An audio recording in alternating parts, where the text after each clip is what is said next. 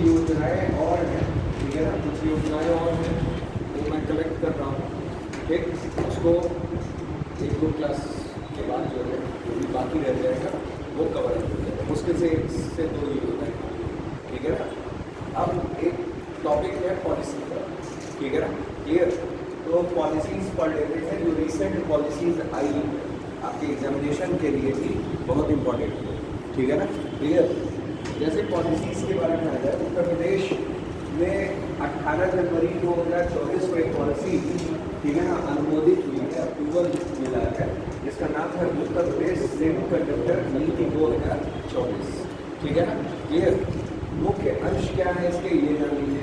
जैसे इस नीति में ये कहा गया है कि सेमीकंडक्टर इकोसिस्टम का केंद्र बनाने, रोजगार सृजन करने, कौशल विकसित करने तथा प्रदेश के लिए राजस्व उत्पन्न करने में मदद करेगी। जैसे सेमीकंडक्टर आप लोग जान रहे हैं, सेमीकंडक्टर पढ़े हैं कि नहीं पढ़े हैं? कोई सेमीकंडक्टर का नाम बताइए, किससे सेमीकंडक्टर्स बनते हैं? सेमीकंडक्टर्स किससे बनते हैं? सिलिकॉन हुआ और जर्मेनियम, सिलिकॉन और जर्मेनियम, इसका उपयोग ले आते हैं सेमीकंडक्टर्स बनाने में। मोबाइल फोन्स में, टीवी में, इन सब में इसका उपयोग होता है सेमीकंडक्टर्स का, ठीक है ना, क्लियर। तो सेमीकंडक्टर नीति जो है, सेमीकंडक्टर नीति के तहत ये किया गया है कि एक सेमीकंडक्टर इकोसिस्टम का केंद्र बनाएंगे, ठीक है ना, क्लियर। उस केंद्र बनाने के बाद उससे क्या होगा, रोजगार सृजन होगा, ठीक है ना, क्या होगा, रोजगार सृजन होगा। रोजगार सृजन सेमीकंडक्टर से हम लोग मोबाइल्स को कर रहे हैं, यूज आ रहा है चिप बनाने में, मोबाइल चिप, ठीक है ना, टेलीविजन चिप, कंप्यूटर चिप, जो आईसी आपकी बनती है, आईसी कंप्यूटर की या मोबाइल, आईसी का मतलब होता है इंटीग्रेटेड सर्किट, ठीक है ना। आईसी का मतलब क्या होता है, इंटीग्रेटेड सर्किट, ठीक है ना। जो इंटीग्रेटेड सर्किट होता है वो हमारा किससे बनता है, वो हमारा सेमीकंडक्टर से बनता है, ठीक है ना। वो हमारा किससे बनता है, सेमीकंडक्टर से बनता है। ये ध्यान में रखिएगा, ये सब साइंस में पूछा जाता है। इंटीग्रेटेड सर्किट किससे मिलके बना होता है, तो किससे बना होता है, सेमीकंडक्टर से बना होता है, ठीक है ना। तो मतलब ओवरऑल सेमीकंडक्टर इकोसिस्टम एक जनरेट करेंगे, उसका एक हब बनाएंगे, ठीक है ना। उससे क्या होगा, रोजगार सृजन होगा। रोजगार सृजन का मतलब क्या, जब हब बनेगा तो उसमें काम करने वाले तमाम लोग रहेंगे, ठीक है ना, क्लियर। कौशल विकास किया जाएगा। कौशल विकास का मतलब क्या, how to use the chip, किस तरह से चिप का उपयोग किया जाएगा, ठीक है ना। कैसे मोबाइल्स में, कैसे हमारे कंप्यूटर में, कैसे टेलीविजन्स में, ठीक है ना। आजकल टेलीविजन्स भी जो आ रहे हैं वो चिप वाले आ रहे हैं, एंड्रॉयड पूरे आ रहे हैं, ठीक है ना। टेलीविजन और मोबाइल में बहुत ज़्यादा अंतर नहीं रह गया है, ठीक है ना, क्लियर। तो ओवरऑल सारी चीज़ें जो हैं वो कौशल विकास उसमें किया जाएगा, कि बताया जाएगा, कुछ लोगों को सिखाया जाएगा, ठीक है ना। और जब सिखाया जाएगा तो रोजगार सृजन अपने आप होगा, और रोजगार सृजन हुआ उस जगह हमारा क्या होगा, राजस्व भी उत्पन्न होगा, ठीक है ना, क्लियर। इस नीति के माध्यम से सेमीकंडक्टर क्षेत्र में निवेशकों यानी इन्वेस्टर्स, ठीक है ना, इन्वेस्टर्स को औचित्यपूर्ण छूट और प्रोत्साहन प्रदान किया जाना प्रस्तावित है। मतलब जो भी एक इकोसिस्टम बनाया गया है, उस केंद्र में जो भी अपना मतलब इन्वेस्ट करेगा तो उसको प्रोत्साहन मिलेगा, ठीक है ना। उसको क्या दिया जाएगा, प्रोत्साहन दिया जाएगा, छूट औचित्यपूर्ण दी जाएगी। जितना वाजिब छूट होता है उतनी छूट क्या मुहैया कराई जाएगी।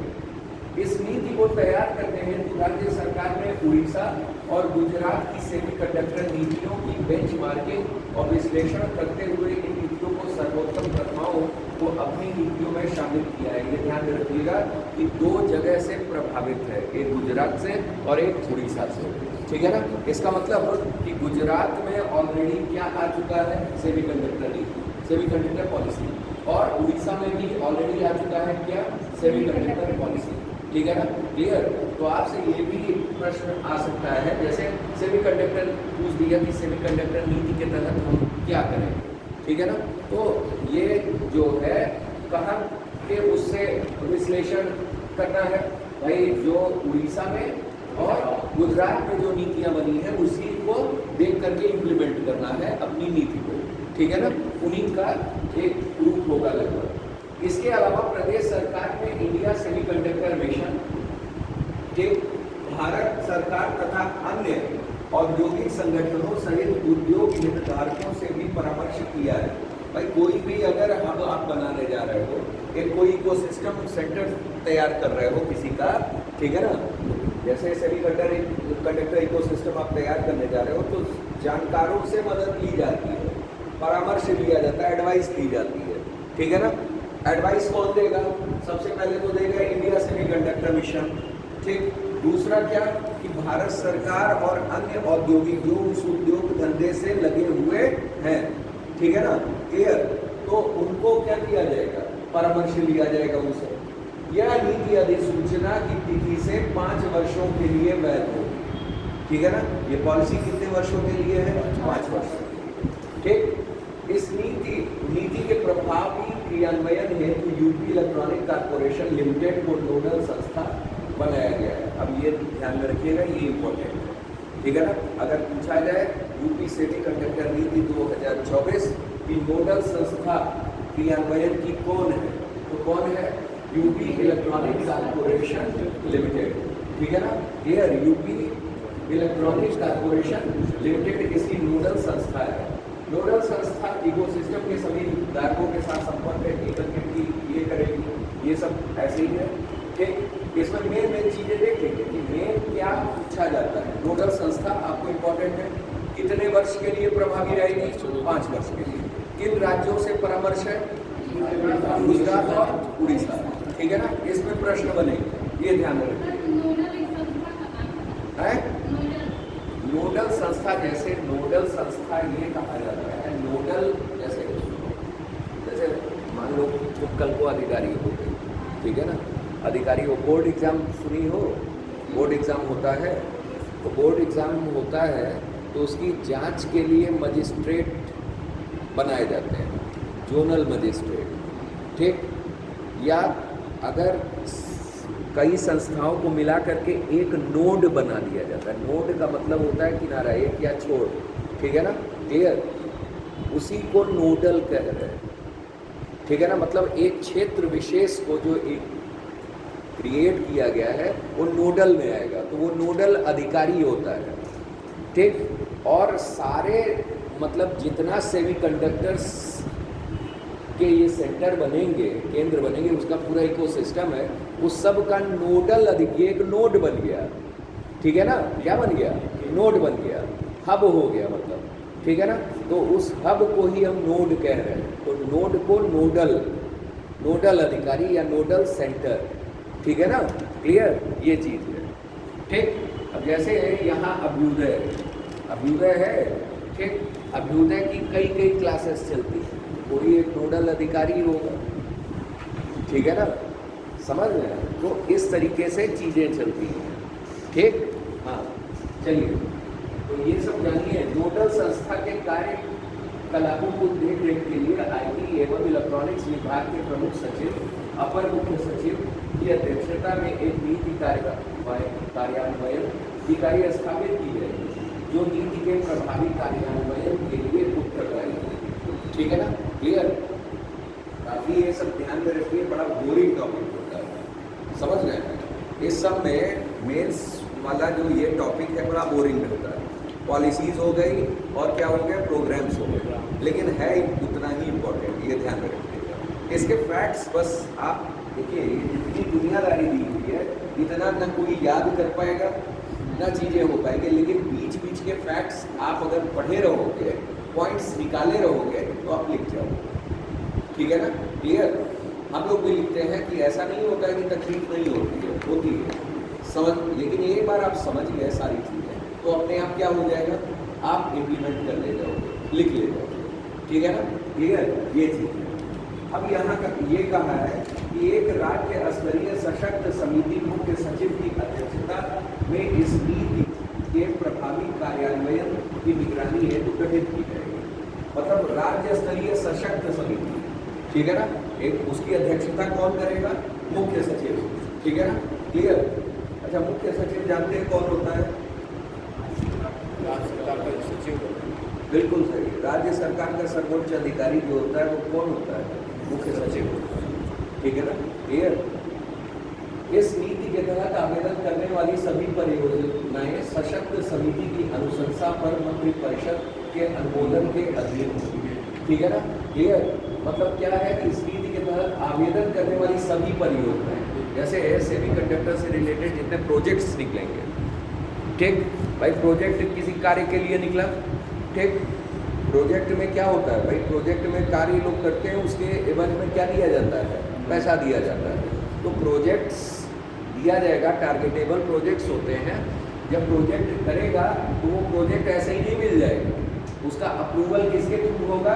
इस सशक्त समिति के थ्रू होगा। और सशक्त समिति का अध्यक्ष कौन है?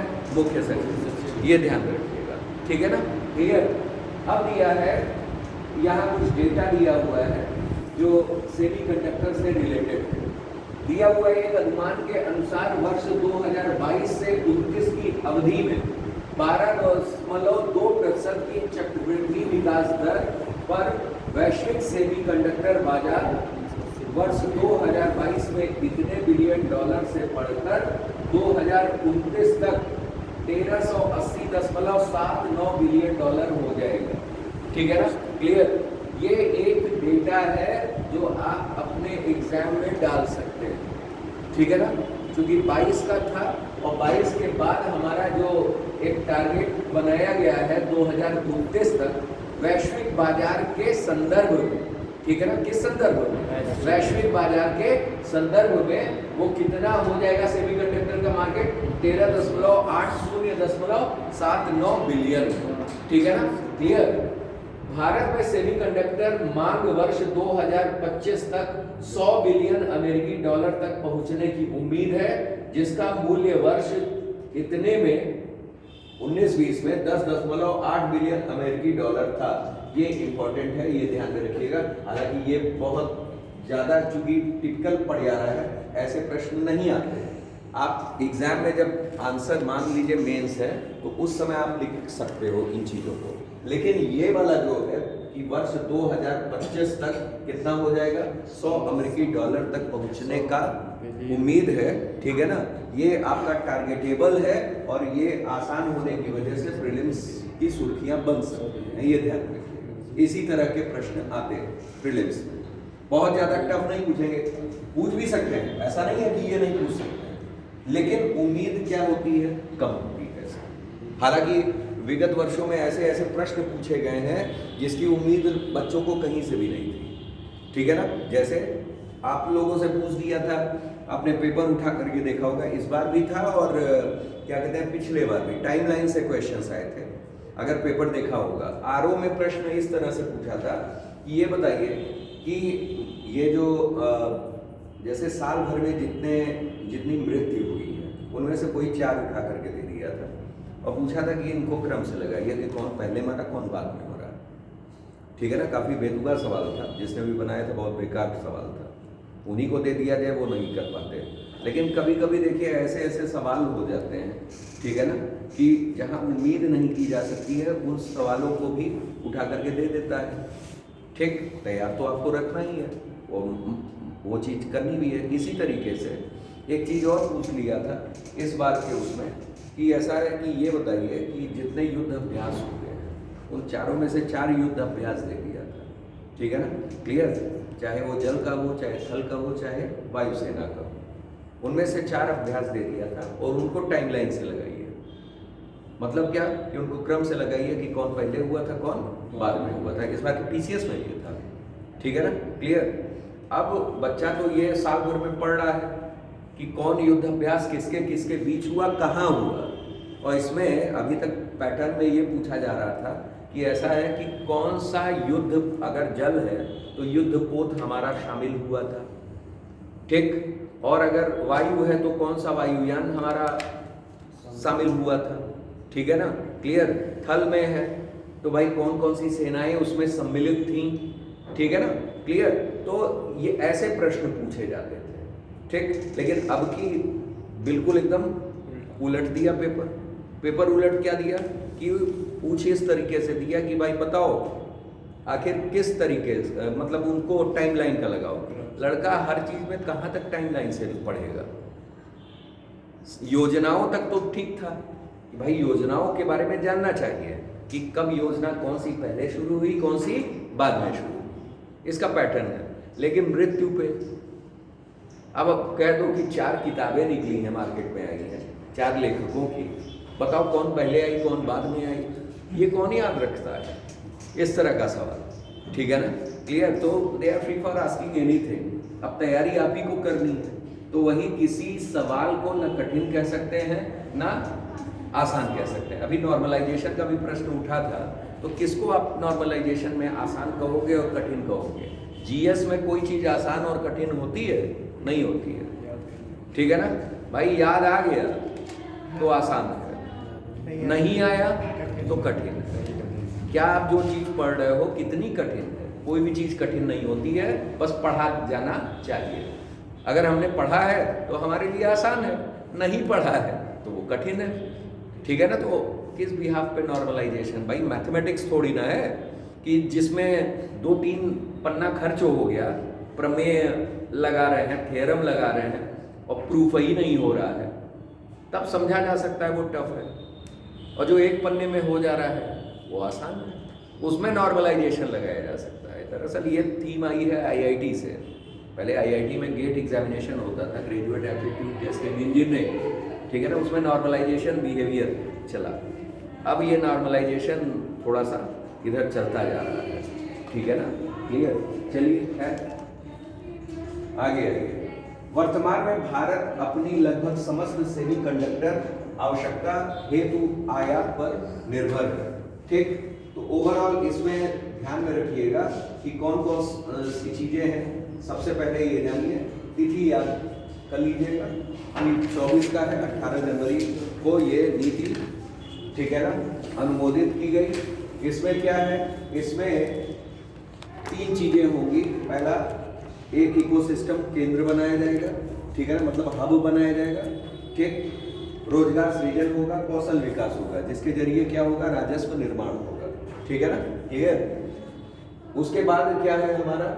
उसके बाद हमारा है कि ये जो राज्य सरकार हमारा नीति बना रही है, किसको देख करके बना रही है, किसकी पॉलिसीज को देख कर बना रही है? उड़ीसा और गुजरात, उड़ीसा और गुजरात। फिर उसके बाद जो है यहाँ जो है कौन कौन सहयोग करेगा, यानी जिससे परामर्श लिया जाएगा। एक है हमारा क्या? इंडिया सेमीकंडक्टर मिशन, एक भारत सरकार, और प्लस जो औद्योगिक संगठन है जो सेमीकंडक्टर थीम से लगे हुए हैं, ठीक है ना, क्लियर? ये अधिसूचना जारी होने से 5 वर्ष तक लागू रहेगी, ठीक है ना? अधिसूचना का मतलब होता है नोटिफिकेशन, मतलब इस पॉलिसी की नोटिफिकेशन जारी होने के बाद ये पॉलिसी 5 वर्ष तक क्या होगी? लागू रहेगी, ठीक है ना, क्लियर? फिर उसके बाद यहाँ दिया हुआ है कि इसमें देख रेख के लिए आईटी एवं इलेक्ट्रॉनिक विभाग के प्रमुख सचिव, अपर मुख्य सचिव की अध्यक्षता में क्रियान्वयन इकाई स्थापित की जाएगी। मतलब जो एग्जीक्यूशन वर्क होगा, कैसे करेगा ये हब, काम करेगा, इकोसिस्टम, इसका केंद्र जो है काम कैसे करेगा, ये आईटी विभाग और इलेक्ट्रॉनिक विभाग, आईटी और इलेक्ट्रॉनिक विभाग के जो अपर मुख्य सचिव होंगे, एडिशनल चीफ सेक्रेटरी होंगे और प्रमुख सचिव होंगे, ठीक है ना, वो दोनों की अध्यक्षता में कार्यान्वयन इकाई बनाई जाएगी, ठीक है ना। लेकिन इसमें जो प्रोजेक्ट्स होंगे उस प्रोजेक्ट्स के लिए मुख्य सचिव यानी चीफ सेक्रेटरी को क्या किया जाएगा? अध्यक्ष बनाया जाएगा, ठीक है ना, क्लियर? ऐसा कुछ इसमें कहा है। फिर उसके बाद कुछ डेटा दिया है कि 22 से 29 की अवधि में अगर चक्रवृद्धि ब्याज से उस पर देखा जाए तो 29 में ये बढ़ करके कितना हो जा रहा है? 1380.79। बस इतना ही याद कीजिएगा कि 29 में बढ़ करके कितना हो जा रहा है? 1380.79, मतलब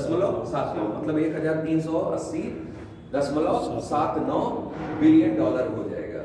और यही अगर देख लिया जाए, मांग देख लिया जाए, सेमीकंडक्टर की मांग देख ली जाए तो वर्ष 2025 तक, ठीक है ना, कितना हो जाएगा? 100 बिलियन अमेरिकी डॉलर, ठीक है ना, क्लियर? तो ये ओवरऑल आपकी सेमीकंडक्टर नीति है, ठीक है ना। इसके कुछ मेन पॉइंट्स हैं, जो पॉइंट्स को मैंने मेंशन किया है, 4-5 मेन पॉइंट्स, वही आप मेंस में डाल सकते हैं, ठीक है ना। उतना भी डाल देंगे, that one is more than sufficient, आपके लिए काफी सफिशिएंट, ठीक है ना। क्लियर, एक बार फिर से कर लेते हैं। 24 की नीति है, ठीक है ना। क्लियर, क्या इसमें होगा, एक इकोसिस्टम सेंटर बनेगा, ठीक, अब जिसको कहा जाएगा, ठीक, रोजगार सृजन होगा, कौशल विकास सिखाया जाएगा और राजस्व निर्माण होगा, ठीक है ना। इसमें 2 राज्यों से मदद ली गई है, मतलब उसकी पॉलिसीज से मदद ली गई है। कौन कौन सी है? बिहार और उड़ीसा है। सॉरी, बिहार में तो यही, गुजरात और उड़ीसा, ठीक है ना, गुजरात और उड़ीसा। फिर इसका क्रियान्वयन होगा। क्रियान्वयन में जो परामर्शदाता रहेंगे वो कौन कौन रहेंगे? एक आपका सेमीकंडक्टर मिशन, ठीक है ना, इंडिया सेमीकंडक्टर मिशन, ठीक, और जो भी इस फील्ड के औद्योगिक क्षेत्र से लोग जुड़े हुए, ठीक है ना, वो रहेंगे। इनके अलावा अगर देख लिया जाए क्रियान्वयन के बारे में, एग्जीक्यूशन के बारे में, तो हमारे आईटी डिपार्टमेंट और इलेक्ट्रॉनिक डिपार्टमेंट के अपर मुख्य सचिव, ठीक है ना, और प्रमुख सचिव इसके अध्यक्ष होंगे। और कोई भी प्रोजेक्ट होगा तो वो प्रोजेक्ट किसके अधीन होगा, किसके अध्यक्षता में दिया जाएगा? वो मुख्य सचिव में दिया जाएगा, ठीक। इसका क्रियान्वयन ये प्रभावी कितने वर्ष तक रहेगा? 5 वर्ष तक रहेगा, ठीक है ना। क्लियर, उसके बाद यहाँ कुछ बचता नहीं है, ठीक है ना। और फाइनली यहाँ ये देखना है कि 2029 तक कितना, 1380.29, 13.80, ये 1380.29 है, 7.9 बिलियन डॉलर, ठीक है ना। क्लियर, और फाइनली आपका 25 तक इसकी मांग कितनी हो जा रही है? 100 बिलियन डॉलर, ठीक है ना। क्लियर, ये ओवरऑल आपका हो जाएगा। बस इतना पॉइंट्स आपने डाल दिया, that one is more than sufficient, बहुत है, ठीक है। इतनी गाथा आप लिख भी नहीं पाओगे, याद ही नहीं होगा, ठीक है ना। क्लियर, चलिए आइए, उत्तर प्रदेश ड्रोन प्रचालन सुरक्षा नीति 2023। जैसे ड्रोन नीति, ड्रोन सुरक्षा, ठीक है ना, प्रचालन सुरक्षा नीति, इसकी आवश्यकता क्यों पड़ी? अभी कुछ दिनों पहले आपने देखा होगा कि कुछ दिन, अब क्या साल हो चुके हैं, ठीक है ना, कि वहाँ से, पाकिस्तान से, ठीक है ना, एक ड्रोन जो है वो भारत की सीमा में आ गया था, ठीक है ना।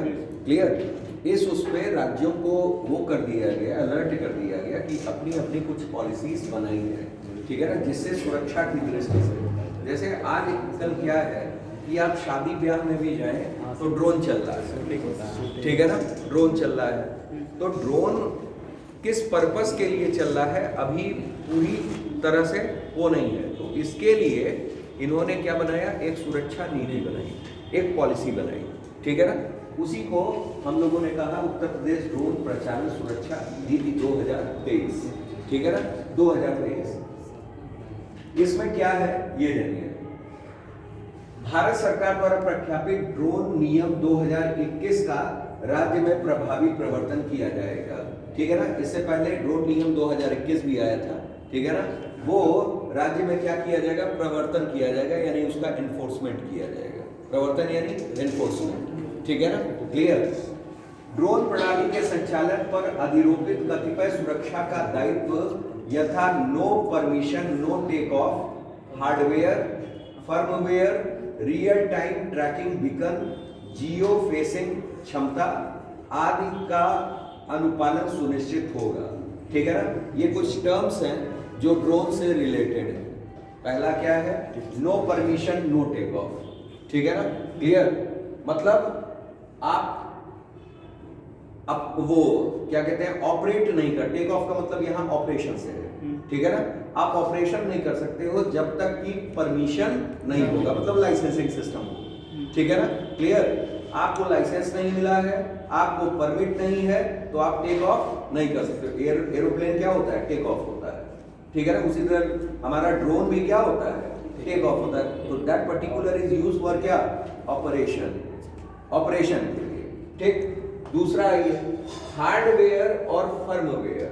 हार्डवेयर लगे होते हैं उसमें चिप्स जो भी है। और फर्मवेयर, ये आजकल जैसे फर्मवेयर, मालवेयर ये सब आ रहे हैं, ये सब होते हैं किसके लिए? नुकसान पहुंचाने के लिए, ठीक है ना? क्लियर?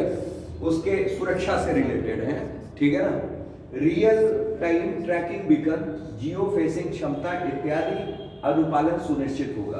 प्रत्येक संचालित ड्रोन जिसका पंजीकरण यानी रजिस्ट्रेशन और UID प्राप्त करना अनिवार्य है।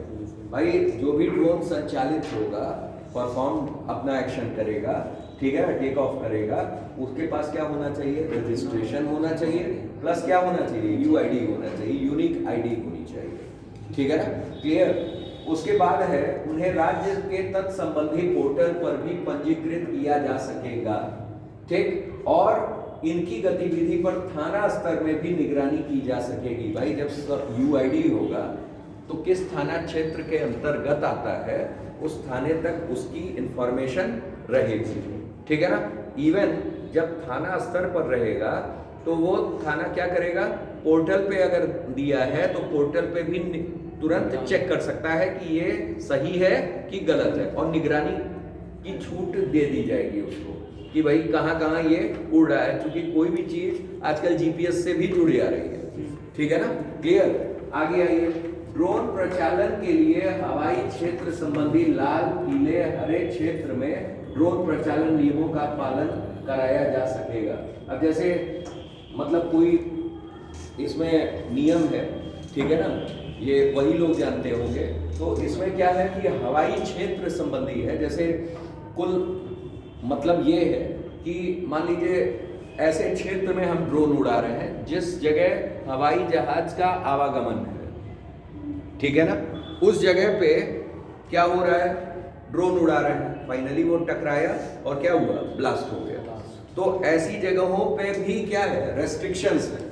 तो इन जगहों को लाल, पीले, हरे क्षेत्रों में मतलब इन्होंने बना रखा है कि रेड जोन का मतलब ये, ग्रीन जोन का मतलब ये, येलो जोन का मतलब ये, और दीज आर रेस्ट्रिक्टेड एरिया, ठीक है ना, कि किस एरिया में आप ले जा सकते हो, किस एरिया में नहीं ले जा सकते हो। लाल का मतलब ही होगा क्या कि जैसे सिग्नल्स होते हैं, 3 सिग्नल्स होते हैं, क्या होता है? एक हरा होता है, यानी you are free for that, आप जाने के लिए तैयार हो।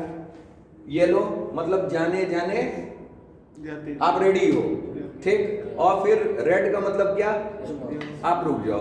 तो यहाँ एरियाज बनाए गए हैं कि उसी के हिसाब से, उसी नियम के हिसाब से ही हम क्या करेंगे? उसको प्रचालित करेंगे, ठीक है ना? क्लियर? अब दिया हुआ है अति विशिष्ट और विशिष्ट महानुभावों के भ्रमण, जनसभाओं, त्योहारों, धार्मिक सम्मेलन व प्रमुख अवसरों पर अस्थायी रेड जोन घोषित किया जा सकेगा। रेड जोन का मतलब ये हो गया क्या? Restricted zone. रेड जोन का मतलब क्या हो गया? रेस्ट्रिक्टेड। रेड फॉर स्टॉप, ठीक है ना? किसके लिए होता है? स्टॉप के लिए होता है, ठीक है ना? क्लियर? तो वही चीज है कि कोई मान लीजिए विशिष्ट अतिथि आ गया, ठीक है ना, मान लीजिए आपकी गवर्नर आ गई, ठीक है ना, गवर्नर आ गई, ठीक, उस जगह पता चला हम ड्रोन उड़ा रहे हैं, ठीक है ना? क्लियर? कोई त्योहार मनाया जा रहा है, जैसे कोई सम्मेलन है, मान लीजिए यहाँ इधर उधर का मेन सम्मेलन, जैसे कुंभ चल रहा था, ठीक है ना, तमाम चीजें थी, तो पुलिस अपनी निगरानी कर रही है ड्रोन की, पता चला आप ड्रोन चलाने लगे उस जगह, ठीक है ना, तो वहां मतभेद हो जाएगा। तो उन चीजों को रेड जोन घोषित किया गया। अवसरों पर, ठीक है ना, त्योहारों, धार्मिक सम्मेलन और प्रमुख अवसरों पर अस्थायी रूप से, यहाँ स्थायी रूप से नहीं, आपको अलाउ है, लेकिन कुछ समय के लिए क्या कर दिया जाएगा? रोक दिया जाएगा, ठीक है ना, रेड जोन घोषित किया जा सकेगा। मान लीजिए किसी का जुलूस भी निकाला जा रहा है, रैली निकाली जा रही है, आप उसी में आतंक फैलाना चाह रहे हो या समथिंग कुछ करना चाह रहे हो, ठीक, तो इस पर्पस को देखते हुए क्या हो जाएगा? उस जगह अस्थायी रूप से रेड जोन घोषित किया जा सकेगा, ठीक। आगे आते हैं। कानून व्यवस्था की दृष्टि से अब विशेष अवसरों पर अवांछित ड्रोन की उड़ान पर रोक लगाने के साथ ही नियम का उल्लंघन करने वालों पर विधिक कार्रवाई की जा सकेगी, ठीक है ना? क्लियर? मतलब अब ड्रोन ऐसे ही नहीं उड़ा लेंगे, ठीक है ना, दे दिया है कि विशेष अवसरों पर, ठीक। इस नीति के तहत राज्य सरकार के प्रशासनिक नियंत्रण वाले अथवा मान्यता प्राप्त अनुसंधान एवं विकास संस्थान, शैक्षणिक संस्थान, उद्योग संवर्धन व आंतरिक व्यापार विभाग द्वारा मान्यता प्राप्त स्टार्टअप, प्राधिकृत प्रशिक्षण संस्था जिनके पास वस्तु एवं सेवा कर पहचान संख्या है को ड्रोन के निर्माण में छूट का लाभ भी प्रदान किया जा सकेगा। अब यहाँ क्या कहा है इस लाइन में? इस लाइन में ये कहा है कि ड्रोन प्रशिक्षण या ड्रोन का निर्माण करना, ठीक है ना, क्लियर।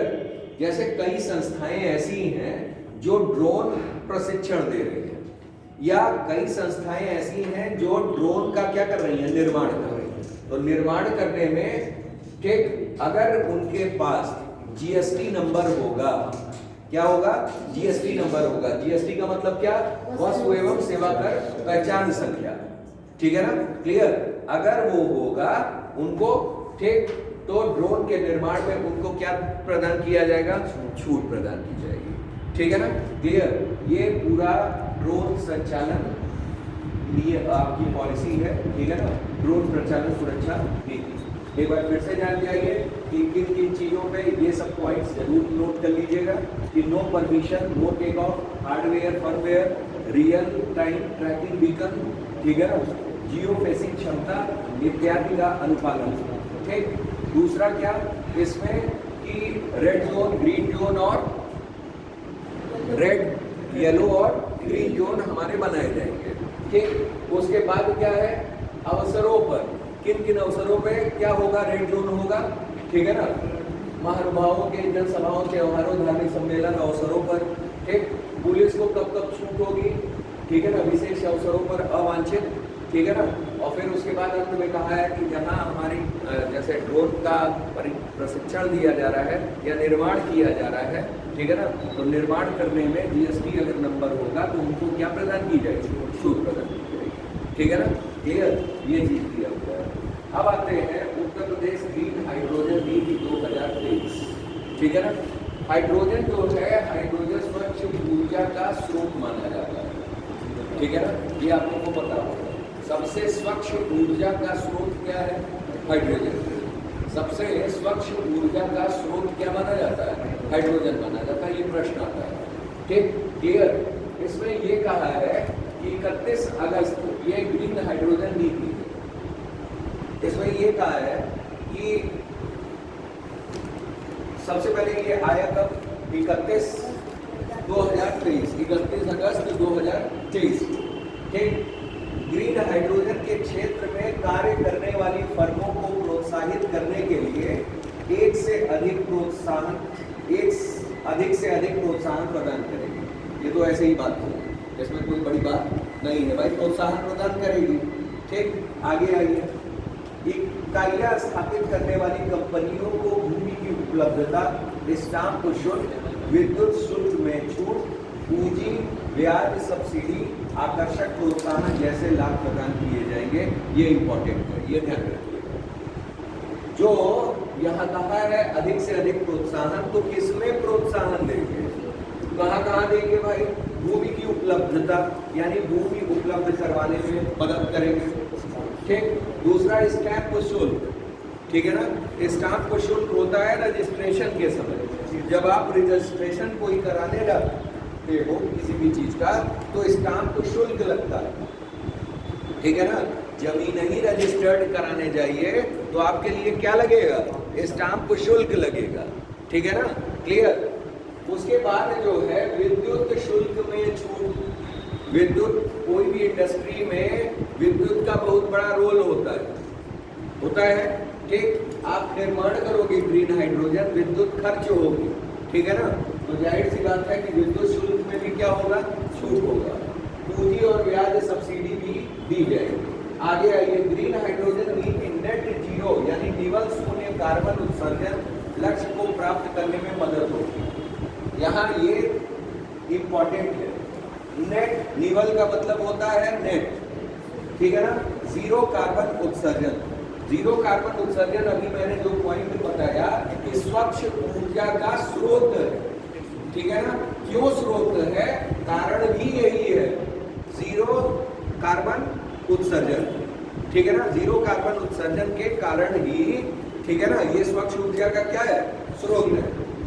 ग्लोबल इन्वेस्टर्स समिट में ग्रीन हाइड्रोजन क्षेत्र में इकाइयां स्थापित करने हेतु प्रदेश को 20 कंपनियों से 2.73 लाख करोड़ रुपए के निवेश प्राप्त हुए हैं। ठीक है ना, क्लियर। जैसे ये ध्यान में रखिएगा कि अभी इसके बाद एक चैप्टर हम लोग पढ़ेंगे, निवेश आकर्षण। ठीक है ना, कैसे निवेश को आकर्षित राज्य सरकार करने की क्या क्या नीतियां बना रहा है। ठीक है ना, क्लियर। अभी इसमें वो पढ़ा भी होगा, मैटर नहीं होगा तो फिर मोबाइल से लिया जाएगा। जैसे है क्या कि निवेश प्रोत्साहन के लिए सरकार क्या क्या कर रही है। निवेश का मतलब होता है इन्वेस्टमेंट। ठीक है ना, इन सबको समझिएगा। जैसे कई पूंजीपति या कंपनियां अगर प्रदेश में निवेश कर रही है, किसी इंडस्ट्री को लगा रही है, किसी उद्यम को लगा रही है, ठीक है ना, तो उससे क्या होगा, उसके लिए वो क्या करेंगे, सबसे पहले निवेश करेंगे। जैसे अभी आप लोगों ने सुना था, पढ़ाया था मैंने कि ऑक्सीजन प्लांट लगाना, तो सरकार क्या करती है, प्रोत्साहित करती है कि भाई आप लगाओ। ठीक है ना, क्लियर। अब ये हाइड्रोजन प्लांट ही लगाना है, ठीक है ना, हाइड्रोजन प्लांट ही लगाना है, तो सरकार क्या करेगी, निवेश के लिए आपको प्रोत्साहित करेगी कि आओ हम तुमको जमीन भी उपलब्ध सस्ते में कराएंगे, विद्युत शुल्क भी माफ कर देंगे। ठीक है ना, इससे क्या होगी कि इंडस्ट्री लगेगी, और जब इंडस्ट्री लगेगी, ठीक है ना, इंडस्ट्री लगेगी तो फाइनली क्या होता है, रोजगार सृजन होता है, उत्पादन होता है, जिससे इकॉनमी बढ़ती है कि नहीं बढ़ती है। ठीक, हमारी जीडीपी बढ़ेगी, इकॉनमी बढ़ेगी यानी जीडीपी बढ़ेगी। ठीक, तो वही चीज है। इसके लिए सरकार क्या करती है, सरकार ये करती है, इन्वेस्टर्स समिट करती है। 2023 में सरकार ने इन्वेस्टर्स समिट किया। ठीक है ना, क्लियर। इन्वेस्टर्स समिट का मतलब ये होता है कि जितने भी निवेशक होते हैं, पैसा लगाने वाले होते हैं, कंपनियां जैसे अडानी हो गए, अंबानी हो गए, टाटा हो गए, बिरला हो गए, जो भी लोग आजकल बड़े खेत पूंजीपति हैं, वही तो इंडस्ट्रीज लगाते हैं। कई छोटे भी हैं, कई मध्यम भी हैं। तो सारे उद्योगों के लिए, सारे इन्वेस्टर्स के लिए कि वो अपना उद्यम लगा सकें, एक समिट की जाती है, निवेशकों को लुभाया जाता है। ठीक है ना, जैसे हमने एक कॉम्प्लेक्स खरीद लिया, कॉम्प्लेक्स बना लिया, और उस कॉम्प्लेक्स में जब बना लिया तो बनाने से हमारे पास लाभ तो होने नहीं लगेगा जब तक कि उस पर दुकानें खोलने वाले आएंगे नहीं। तो आप क्या कहोगे, आप सबसे पहले ऐड निकालोगे। ऐड निकालोगे, ऐड जब निकालोगे तो ऐड में ये कहोगे कि जो पहले 10 दुकानदार होंगे उनको किराए में क्या हम करेंगे, छूट देंगे। ठीक है ना, क्लियर। अब अच्छी जगह पे है तो लोग आएंगे, ठीक, 10 आए, 10 के पीछे और 10 आए, इस तरह से आपका क्या कॉम्प्लेक्स पूरा भर गया। ठीक है ना, तो आपने क्या किया, लुभाया। ठीक है ना, कॉम्प्लेक्स को खूब सजाया धजाया, ऐसे जगह पे बनाया है कि जिस जगह लोग आए। तो उसी तरह सरकार भी क्या करती है, इन्वेस्टर्स से समिट करती है, जिससे कि इन्वेस्टर्स को लुभाए हो। ठीक है ना, कि आ करके वो यूपी में क्या करें, इन्वेस्ट करें, अपने उद्यम को लगाएं।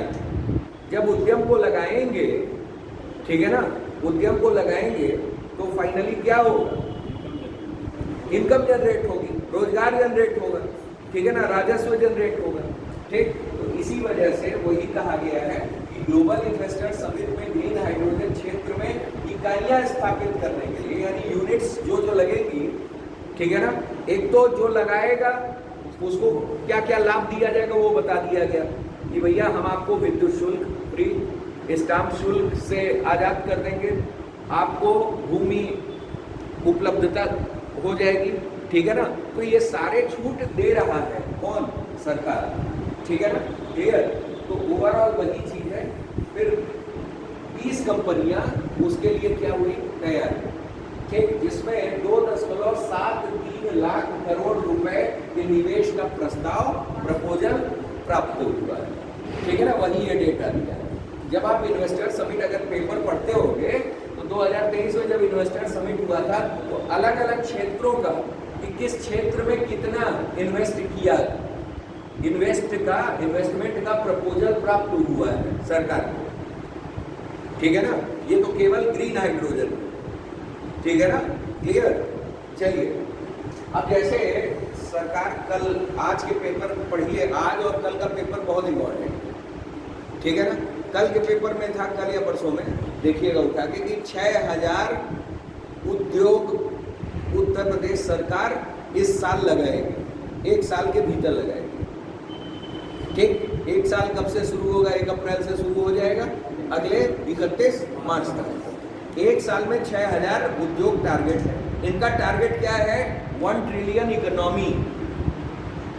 जो उत्तर प्रदेश है वो 1 ट्रिलियन इकोनॉमी वाला प्रदेश बन जाए। ठीक, भारत का लक्ष्य है 5 ट्रिलियन, उत्तर प्रदेश का ये इकट्ठे 1 ट्रिलियन लक्ष्य पूरा करना चाह रहा है। क्यों करना चाह रहा है? आज के पेपर में देखिए हेडलाइन दिया है, उत्तर प्रदेश भारत के लिए ग्रोथ इंजन का काम करेगा। किसके लिए काम करेगा? ग्रोथ इंजन, ठीक है ना। तो ये जो वर्ड्स हैं, पेपर पढ़ना इसी वजह से आवश्यक हो जाता है आपका। जो टर्म्स आ रहे हैं या जो सरकार कुछ भी कर रही है या जो भी चीजें करने जा रही है वो सब आप अपने पेपर में डालिए, ठीक है ना। आ ही जाए कि सरकार उत्तर प्रदेश की राजस्व बढ़ाने या निवेश प्रोत्साहित करने के क्षेत्र में कौन कौन से कदम उठा रही है। तो पहले तो आपका क्या हो गया, इन्वेस्टर समिट कराया, उसमें निवेश प्रोत्साहन का सबसे बड़ा जरिया कौन है? Investors summit. जैसे आपने वाइब्रेंट गुजरात सुना है, उसी की तर्ज पर उत्तर प्रदेश में यूपी इन्वेस्टर्स समिट होता है। जैसे वाइब्रेंट गुजरात में क्या होता था कि देश विदेश दुनिया भर की कंपनियां आती थी, केवल देश की नहीं विदेश की, माइक्रोसॉफ्ट भी आ रही है, ठीक है ना। बड़े बड़े देश के उद्योगपति आ रहे हैं कि भारत में क्या करें, इन्वेस्ट करें, ठीक है ना। इन्वेस्ट करने का जो जरिया होता है वो कौन होता है? एफडीआई, फॉरेन डायरेक्ट इन्वेस्टमेंट, ठीक है ना। एफडीआई के थ्रू वो क्या करेंगे? इन्वेस्ट करेंगे, उनको भी प्रॉफिट, भारत को भी प्रॉफिट, ठीक है ना। कि भारत में इंडस्ट्री डेवलप होगी, भारत के लोगों को रोजगार मिलेगा। अब वो तो आएंगे नहीं कि विदेश से लोगों को भी लेके आए कि चलो भैया तुम रोजगार भारत में करना, उत्तर प्रदेश में करना। तो कम से कम उत्तर प्रदेश में अगर उस फील्ड से रिलेटेड लड़का है या उद्यमी है तो वो क्या करेगा? वो उस जगह जॉब करेगा, राजस्व की प्राप्ति होगी, रोजगार बढ़ेंगे, ठीक है ना। तो सबका ये एक लक्ष्य होता है, ठीक है ना। उसी लक्ष्य पे सरकार काम करती है। पहले एक लक्ष्य निर्धारित कर लेती है कि भैया हमको 1 ट्रिलियन इकोनॉमी बनना है, अब उसके पीछे जोर शोर लगा दो। जैसे कल मैंने आप लोगों से कहा था कि पहले आप लोग एक टारगेट बना लीजिए कि हमको ये करना है। जब तक यही नहीं पता रहेगा कि हमको करना क्या है, आप क्या अपने कदम बढ़ाओगे? नहीं बढ़ाओगे, है कि कुछ भी तैयारी ऐसे नहीं है ना। तो इसी वजह से टारगेट पहले होता है। चलिए, इससे 60,000 से अधिक लोगों को नौकरी के अवसर सृजित होंगे, ठीक है ना। 60,000 लोगों को क्या होगा? सृजित होगा। तो अब देख लीजिए यहाँ के मेन पॉइंट्स क्या क्या है भाई। ग्रीन हाइड्रोजन वाले, ठीक है ना। जानिए क्या क्या है। पहले क्या है कि ग्रीन हाइड्रोजन में प्रोत्साहन दिया जाएगा, ठीक है ना। जो इकाइयाँ लगेंगी, यूनिट लगेंगी, ठीक। तो यूनिट कौन, क्या क्या छूट दी जाएगी? छूट में दिया हुआ है भूमि की उपलब्धता, स्टाम्प शुल्क, विद्युत शुल्क, पूंजी और सब्सिडी, ठीक। ग्रीन हाइड्रोजन आप लोग जान रहे हैं कि ये क्या है, ठीक। नेट जीरो कार्बन उत्सर्जन का एक स्रोत मान लिया जाता है, ठीक है ना। ग्रीन हाइड्रोजन स्वच्छ ऊर्जा का स्रोत है, ठीक। इसको जो हाइड्रोजन इकाइयाँ लगाएंगी उसमें इन्वेस्टर्स समिट में कितनी कंपनियां आई? 20 कंपनियां, जिसमें 2.73 लाख करोड़ निवेश प्राप्त हुआ है। ठीक है ना, उसका प्रपोजल। ठीक, और कितने लोगों को रोजगार सृजन इस पॉलिसी से होगा? 60। ये चीजें लिखनी पड़ेगी। देखिए, 2-3 चीजें कॉमन है, 2-3 चीजें कॉमन है कि हर पॉलिसी में आप देखो 2-3 चीज तो एकदम कॉमन आ रही है। पहला, कब लागू हुआ? एक लाइन। दूसरी लाइन कि कितने वर्षों तक है। अगर ये वर्ष नहीं दिया है तो इसमें नहीं, अन्य में है वर्ष। ठीक, और तीसरा ये कि कितने लोगों को रोजगार सृजन। कल एक पॉलिसी आप लोग पढ़ रहे थे, उसमें रोजगार सृजन था कि 1 लाख और 50,000 प्रत्यक्ष था कि नहीं? तो रोजगार सृजन कोई भी पॉलिसी बनाई जाती है अगर इंडस्ट्री से रिलेटेड है तो उसमें रोजगार सृजन अनिवार्य है। अब ड्रोन पॉलिसी में तो नहीं हो जाएगा, उसमें तो सुरक्षा को लेके वो पॉलिसी है। ठीक, उद्योग धंधों से जो रिलेटेड पॉलिसीज आती हैं उसमें रोजगार सृजन की बात कही जाती है। ठीक है ना, क्लियर? चलिए आगे आ जाते हैं। उत्तर प्रदेश बायोडीजल उत्पादन एवं बिक्री संबंधी नियमावली। ठीक, उत्तर प्रदेश मंत्रिमंडल द्वारा बायोडीजल ये नियमावली मंजूर की गई है। ठीक, इसमें बायोडीजल के उत्पादन खुदरा बिक्री के लिए दिशा निर्देश दिए गए।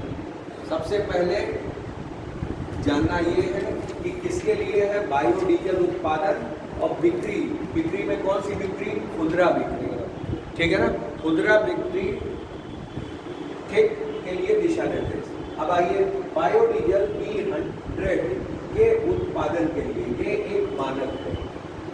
ठीक है ना, बायोडीजल में ये एक मानक है B100। ठीक है ना, क्लियर? अगर बायोडीजल भी है तो कौन सा? B100, ये याद रहना चाहिए। ठीक है ना, क्लियर? यहाँ आपके ऑब्जेक्टिव भी बन सकते हैं। ठीक, कि B50 कर दिया, B60 कर दिया, B100 कर दिया, B200 कर दिया। ठीक, तो आपको क्या पता होना चाहिए? बायोडीजल में ये मानक कौन सा? B100 के उत्पादन के लिए उत्तर प्रदेश नवीन और नवीकरणीय ऊर्जा विकास अभिकरण यूपी नेडा एजेंसी है, नोडल एजेंसी। ठीक है ना, अभी उसने पूछा था ना नोडल एजेंसी। ठीक है ना, तो जो संचालन कर रही है एजेंसी उसी को हम लोग क्या कह रहे हैं? नोडल एजेंसी कह रहे हैं या नोडल संस्था कह रहे हैं। ठीक है ना, क्लियर? प्रदेश में बायोडीजल B100 के उत्पादन के लिए यूपी नेडा से और खुदरा बिक्री संबंधित जिलाधिकारी से अनुमति लेना आवश्यक होगा। खुदरा बिक्री के लिए नोडल अधिकारी कौन होगा? DM। ठीक है ना, और उत्पादन के लिए कौन होगा? UP NEDA. ठीक है ना, यूपी नेडा यानी क्या? उत्तर प्रदेश नवीन और नवीकरणीय ऊर्जा विकास अभिकरण। ठीक है ना, क्लियर? आगे जानिए, उत्पादन और खुदरा बिक्री की अनुमति और पंजीकरण में प्रत्येक के लिए आवेदन शुल्क 5,000 रुपये होगा। चाहे आप खुदरा बिक्री के लिए आवेदन कर रहे हैं, चाहे उत्पादन के लिए कर रहे हैं। ठीक है ना, क्लियर? इन दोनों के लिए आवेदन शुल्क कितना होगा? 5,000 रुपये होगा। ठीक है ना, क्लियर? आज कौन सी तारीख है? 21 तारीख है। ग्रेजुएशन हो गए हैं, PCS कितने लोग इस बार डाल रहे हैं? लास्ट डेट करीब है, ये ध्यान में रखिएगा। 1 या 2 दिन और बाकी है, तो जो लोग नहीं डाले हैं फॉर्म, कम से कम वो PCS का फॉर्म डाल दें। ठीक है ना, क्लियर? देखिए, अगर आप योग्य हो गए हो, योग्यता क्या है? 21 वर्ष है। ठीक, और क्या ग्रेजुएशन तैयारी हो या ना हो, लेकिन फॉर्म एक बार जरूर डाल दीजिए। हम IAS के लिए नहीं कह रहे हैं, हम किसके लिए कह रहे हैं? PCS के लिए कह रहे हैं। कम से कम डाल करके एक बार पेपर देने जाएंगे तो पता चलेगा कि हाँ कैसा पेपर आता है। ठीक है ना, क्लियर? उससे लाभ ही होगा, हानि नहीं होगी। ठीक है ना, हाँ 125 रुपये आपका चला जाएगा। ठीक है ना, तो 125 रुपये बहुत ज़्यादा वो नहीं है। आप क्या कर सकते हैं? जा करके फॉर्म डालिए, ठीक है ना, क्लियर। और एग्जाम भी, एग्जाम आपका अक्टूबर में है, बताइए, ठीक है ना, क्लियर। चलिए आगे आइए। बायोडीजल उत्पादन के लिए पंजीयन और खुदरा बिक्री की अनुमति 2 वर्ष के लिए मान्य होगी। कितने वर्ष के लिए मान्य होगी? मतलब ये जो 5,000 आपने दिया है, ये कितने वर्षों के लिए है? 2 वर्षों के लिए आवेदन शुरू, ठीक। उसके बाद उत्पादन को अपने उत्पादन केंद्र पर प्रयोगशाला स्थापित करके उसके माध्यम से स्वयं के द्वारा उत्पादित बायोडीजल की BSI मानक के अनुरूप गुणवत्ता को अनुसूचित करना होगा, ये ध्यान रखिएगा, ठीक है ना। खुदरा बिक्री के लिए न्यूनतम भंडारण क्षमता 20 किलोलीटर होगी। बायोडीजल उत्पादक इसकी बिक्री खुले ड्रम में नहीं बल्कि टैंकर के माध्यम से करेंगे, ये ध्यान रखिएगा। आ जाइए फिर से, इसमें क्या क्या है? सबसे पहले आइए, इसमें दिया हुआ है ये बायोडीजल, ये जो नीति है, पॉलिसी है 2 चीजों के लिए। एक बायोडीजल जिसका मानक क्या है? B100, कितना है? B100, उसके उत्पादन के लिए और उसकी खुदरा बिक्री के लिए। यूपी नेडा जो होगा वो उसके उत्पादन की नोडल एजेंसी और डीएम जो होगा वो खुदरा बिक्री की नोडल एजेंसी माना जाएगा, मतलब नोडल वो अधिकारी माना जाएगा, ठीक, क्लियर। उत्पादन और बिक्री दोनों के लिए अनुमति और पंजीकरण के लिए 5,000 रुपए लगेंगे, ठीक है ना। और ये जो होगा वो 2 वर्षों तक के लिए होगा। अगर आपने आवेदन किया है तो वो कितने के लिए होगा? 2 वर्ष के लिए माना जाएगा। जो भी आप बिक्री करोगे वो आप खुले ड्रम में नहीं करोगे, किसमें करोगे? टैंकर में करोगे। किसमें करोगे? टैंकर में करोगे। और सबसे बड़ी बात ये है कि हाँ, उस 20 किलो, इनका जो न्यूनतम भंडारण होगा वो कितना होना चाहिए? 20 किलो लीटर, ठीक। जो टैंक आप बनाओगे तो वो कितना? 20 किलो लीटर, ये ध्यान रखिएगा, होना चाहिए, ठीक। तो ये ओवरऑल आपका कौन सी नीति हो गई? बायोडीजल उत्पादन और दूसरा बिक्री संबंधी नियमावली, ठीक है ना, क्लियर। तो यहाँ इंपॉर्टेंट यही है, देखिए, एक बायोडीजल प्रीलिम्स के लिए, बायोडीजल में कौन सा? B100, ठीक। और जो है ये क्या कहते हैं, न्यूनतम भंडारण क्षमता कितनी होनी चाहिए? और नोडल अधिकारी पूछ लेगा या नोडल संस्था पूछ लेगा, ठीक है ना, कि उत्पादन का जो बायोडीजल बनता है उसका, उसके उत्पादन का नोडल संस्था कौन है? तो यूपी नेडा, ठीक है ना, यूपी नेडा। अगर हमको उत्पादन करना है तो यूपी नेडा से संपर्क करें, ठीक है ना। वही हमारा आवेदन स्वीकार, ठीक है ना, पंजीयन और आवेदन दोनों, यानी रजिस्ट्रेशन और आवेदन, ठीक, दोनों स्वीकार होगा। अब आइए उत्तर प्रदेश फार्मास्यूटिकल एंड चिकित्सा उपकरण उद्योग नीति। वैसे भी हम लोग चिकित्सा पढ़ ही रहे हैं, मेडिकल इथिक्स पढ़ रहे हैं, इसके बाद मेडिकल इथिक्स ही पढ़ना है, ठीक, क्लियर। उत्तर प्रदेश फार्मास्यूटिकल और चिकित्सा उपकरण उद्योग नीति, इसमें अगर आए 1 अगस्त 2023 को मंत्रिमंडल द्वारा, ये ध्यान रखिएगा, कब है? 1 अगस्त है। उसके बाद आते हैं, उसके बाद दिया हुआ है कि यह नीति उत्तर प्रदेश उद्योग नीति 18 के समाप्त होने, यानी 7 जून को, इससे पहले 18 वाली नीति चल रही थी, 5 वर्षों तक थी, तब 23 को, ठीक है ना, 23 से आप देखिए 18 से 23 कितने वर्षों की थी? 5 वर्षों की। तो ये भी कितने वर्षों की होगी? 5 की होगी, ठीक है ना। ये भी 8 जून से प्रभावी है तथा 5 वर्षों की अवधि के लिए लागू है, ठीक है ना, क्लियर। और आया कब है आपका? 1 अगस्त, ठीक है ना, क्लियर, ये चीज है। लेकिन लागू हमारा पहले से माना जा रहा है, प्रभावी 8 जून से ही, क्योंकि 7 जून को पिछली वाली क्या हो गई? खत्म हो गई, ठीक है ना, क्लियर। आगे आइए, दिया हुआ है इस नीति का उद्देश्य अब उद्देश्य इंपॉर्टेंट है, स्थानीय उत्पादन को प्रोत्साहित करना, स्थानीय उत्पादन को प्रोत्साहित करना, अनुसंधान एवं विकास को बढ़ावा देना, और नागरिकों के लिए सस्ती दवाओं की उपलब्धता में सुधार करके राज्य के फार्मास्यूटिकल और चिकित्सा उपकरण उद्योग का नवीकरण करना है। ठीक है ना, ये तो कॉमन बातें हो गई और इन बातों को लिखिएगा तो कैसे क्या क्या। सबसे पहले स्थानीय उत्पादन को प्रोत्साहित करना, ठीक है ना, क्लियर। दूसरा क्या, अनुसंधान और विकास को, रिसर्च एंड डेवलपमेंट, ठीक। तीसरा क्या, नागरिकों के लिए सस्ती दवाएं।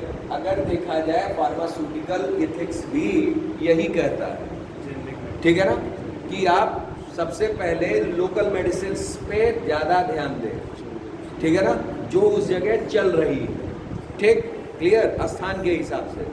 दूसरा क्या कि उनको उनका रिसर्च और डेवलपमेंट ठीक ठाक से होना चाहिए, R&D सेक्शन होता है सब चीज़ का, ठीक। फिर उसके बाद लोगों तक पहुंच सुनिश्चित होती है, ठीक है ना, तो वही कहा है कि नागरिकों के लिए सस्ती दवाओं की उपलब्धता, ठीक, उनकी आसानी से पहुंच सुनिश्चित करना, ठीक। उसके बाद आइए, यह नीति राज्य में फार्मास्यूटिकल उद्योग के विकास के लिए एक अनुकूल वातावरण बनाने में केंद्रित है, जिसका उद्देश्य विनिर्माण इकाइयों की स्थापना के लिए सब्सिडी, भूमि आवंटन जैसे अनेक प्रोत्साहन किए जाएंगे। इसमें भी ये है कि कोई फार्मास्यूटिकल इंडस्ट्री आप बनाइए, ठीक है ना, तो उसके उत्पादन के लिए, उसके विनिर्माण के लिए, ठीक है ना, विनिर्माण इकाइयाँ स्थापित करने के लिए सब्सिडी भी दी जाएगी और भूमि उपलब्ध कराया जाएगा, ठीक। आगे आइए, अत्याधुनिक सुविधाओं की स्थापना शैक्षणिक संस्थानों, अनुसंधान संस्थानों के साथ सहयोग करके अनुसंधान और विकास के लिए एक मजबूत पारिस्थितिकी तंत्र बनाना भी इस नीति का उद्देश्य है, ठीक है ना, क्लियर, ये चीज ध्यान में रखिए। उसके बाद दिया हुआ है क्या कि इसमें फार्मा और चिकित्सा उपकरण पार्क भी बनाने हैं, ठीक है ना, क्या क्या बनाना है, फार्मा और चिकित्सा उपकरण पार्क, ठीक है ना, जैसे आजकल हर चीज में पार्क डेवलप कर दे रहे हैं। पार्क डेवलप करने का मतलब ये है कि आप पार्क जब सुनते हो तो पार्क का मतलब एक ही आता है कि हरी हरी घासें, कुछ पेड़ हो, झूला हो, तो वो पार्क हो गया, ऐसा नहीं है, ठीक है ना, क्लियर। मान लीजिए कि एक एरिया है, सरकार ने भूमि आवंटित कर दिया है, उसमें कई फार्मास्यूटिकल्स केंद्र बना दिए गए जो अलग अलग दवाओं के हिसाब से, ठीक है ना, अलग अलग रोगों के लिए, ठीक है ना, वो दवाएं बनाए हैं और उनके अलग अलग सेंटर्स बने हुए एक ही जगह पे, तो that particular is called as क्या, पार्क, वो फार्मास्यूटिकल पार्क हो गया, ठीक है ना, क्लियर, या मेडिसिनल पार्क आप कह सकते हैं। भाई ऑन्को डिपार्टमेंट है, ऑन्को डिपार्टमेंट का मतलब क्या होता है, कैंसर, ठीक है ना, कैंसर डिपार्टमेंट है। पीडियाट्रिक्स है, बाल रोग विशेषज्ञ है, बच्चों की दवाई, ठीक है ना, क्लियर। ऑर्थो डिपार्टमेंट है, ऑर्थो डिपार्टमेंट का मतलब क्या कि आपका हड्डी रोग विशेषज्ञ, ठीक है ना। फिर आपका पल्मोनरी डिजीजेस है, पल्मोनरी का मतलब क्या, फेफड़े संबंधी, श्वास संबंधी, ठीक है ना, पल्मोनरी, ठीक है ना। हम लोगों में रेस्पिरेशन कैसा होता है, पल्मोनरी रेस्पिरेशन होता है, ठीक है ना। पल्मोनरी का मतलब क्या, विद द हेल्प ऑफ फेफड़ा, with the help of lungs, ठीक है ना, ये रेस्पिरेशन क्या कहलाता है, पल्मोनरी रेस्पिरेशन। तो pulmonary medicine related with lungs, ठीक है ना, हमारे लंग्स से रिलेटेड है, तो मतलब सबकी अलग अलग मेडिसिन। ऑप्थेल्मो आ गया, ऑप्थेल्मो का मतलब क्या, आंख से रिलेटेड। मान लीजिए उसी में आयुष का भी डिपार्टमेंट बना दिए, ए फॉर आयुर्वेदिक, ठीक है ना, वाई फॉर हमारा योगा, भाई योगा की तो मेडिसिन आएगी नहीं, ठीक है ना, नहीं तो पतंजलि वाले छाए रहेंगे, ठीक है ना, क्लियर। हो सके उसमें भी मेडिसिन की वो लोग भी अपना देते हो कि भैया शहद पीजिए, ठीक है ना, और हर्बल टी पीजिए, योगा कीजिए, ठीक है ना, तो ये तो वो जानेंगे। तो कहने का मतलब आपके क्या है कि जितने भी आपको उस पार्क में विविध तरह के मेडिसिन के अलग अलग सेंटर मिल जाएंगे, ठीक है ना, तो वही हमारा क्या हुआ, फार्मास्यूटिकल पार्क हो गया, ठीक है ना, क्लियर।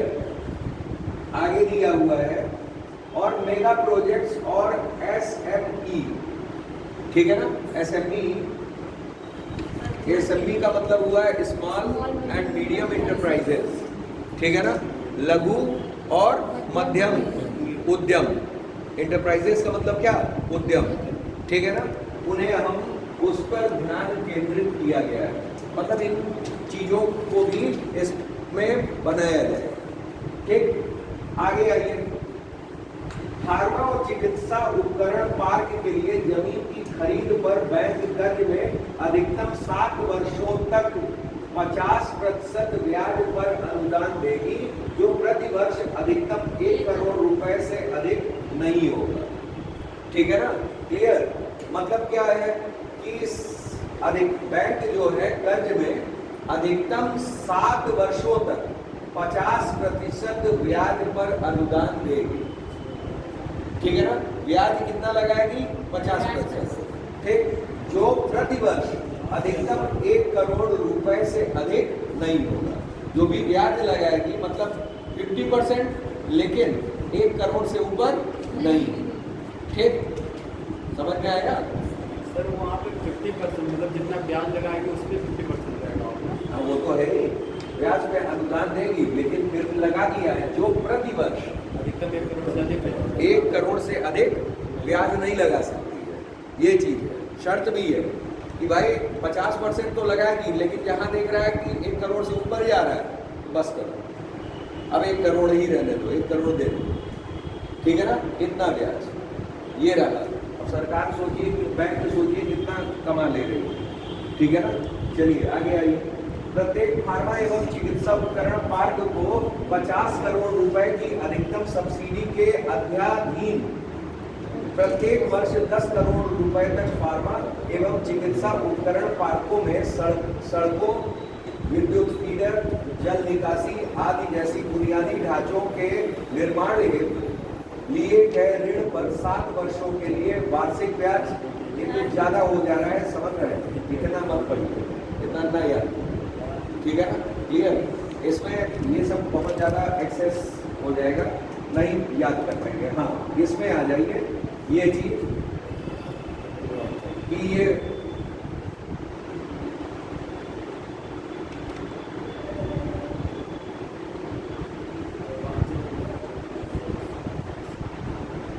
हाँ, ये इम्पोर्टेंट है, इसे जरूर लिख लीजिएगा कि ये जो नीति है हमारी, इसकी नोडल एजेंसी कौन है, इसकी नोडल विभाग कौन है, खाद्य सुरक्षा एवं औषधि प्रशासन यानी FDA, food and drug administration.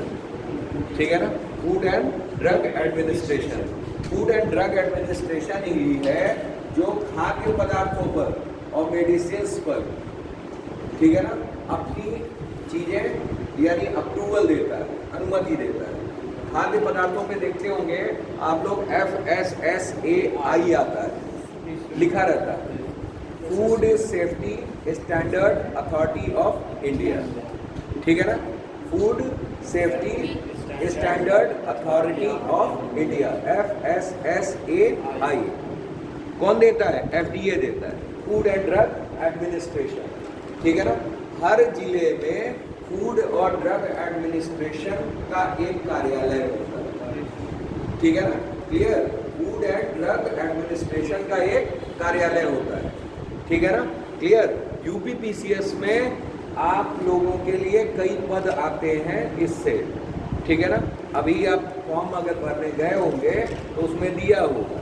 ठीक है ना, क्लियर? ये ध्यान में रखिएगा।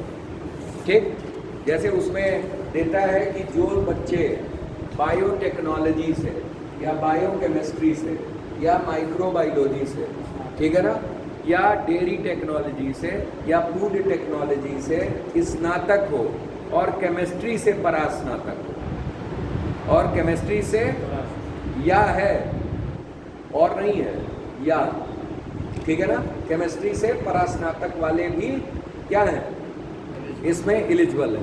तो ये ध्यान में रखिएगा, वो लोग एलिजिबल है, बाकी कोई एलिजिबल होता नहीं है। अगर आपने केमिस्ट्री से BSc किया है और MSc भी किया है तो you are eligible for that, आप उसके लिए योग्य हो। ठीक है ना, क्लियर? और केवल ग्रेजुएशन किया है बायोटेक्नोलॉजी से माइक्रोबायोलॉजी से, बायोकेमिस्ट्री से, फूड टेक्नोलॉजी से, डेयरी टेक्नोलॉजी से, तो आप एलिजिबल तब भी हो, ठीक है ना। उससे बनते हैं फूड सेफ्टी ऑफिसर, FSO, ठीक है ना। PCS की पोस्ट है और गस्टेड पोस्ट है, ये ध्यान रखो, ठीक है ना, क्लियर।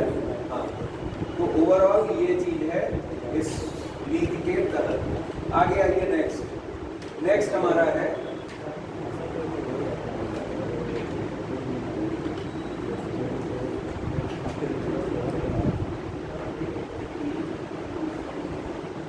ये तो हो गया ना।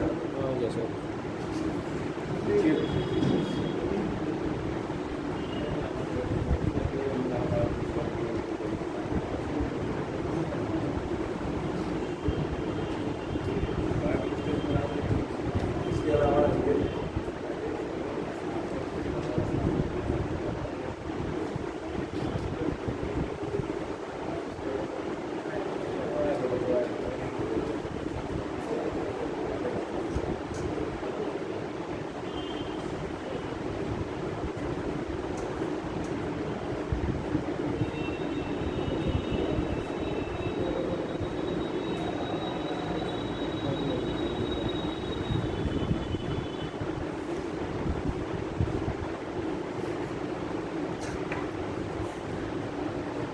हमने कहा था कि अभी एक चैप्टर है, ठीक है ना, आप लोगों के PCS में है मेंस का, ये चैप्टर है, एक टॉपिक है जो आप लोगों के सिलेबस में, ठीक है ना, क्लियर।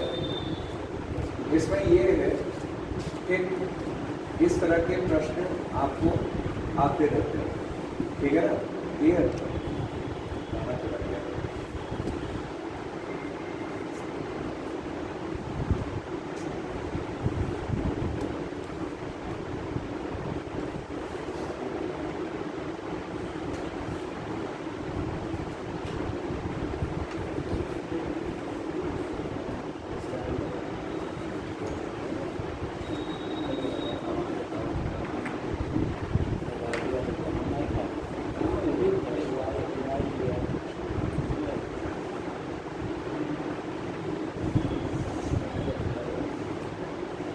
देखिए टॉपिक है ये क्या है, उत्तर प्रदेश में निवेश की मुद्दे एवं प्रभाव, ठीक है।